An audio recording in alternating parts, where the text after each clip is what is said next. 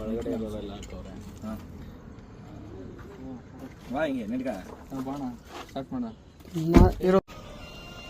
Hi ಎಲ್ರಿಗೂ ನಮಸ್ಕಾರ. ನಾನು ತನಿಷಾ ಕುಪ್ಪಂಡ. ಇಲ್ಲಿ ನನ್ನ ಪಕ್ಕದಲ್ಲಿರೋದು ವರ್ತೂರು ಸಂತೋಷ್, ಇವರು ಮಧು, ಆ ಕಡೆ ಬ್ರೋಝೋನ್ ರಾಜೇಶ್ ಅವರು.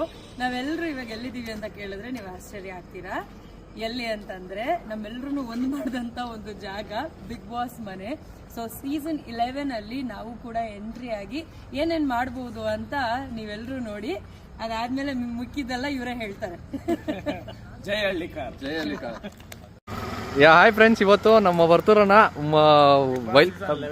11ಗೆ ಇವತ್ತು ಎಂಟ್ರಿ ಆಗ್ತಾ ಇದ್ರೆ ಒಂದಿನಕ್ಕೆ ಅವ್ರಿಗೆ ಬೈದ್ ಬಿಟ್ಟು ಬರಕ್ಕೆ. ಮದೋಣ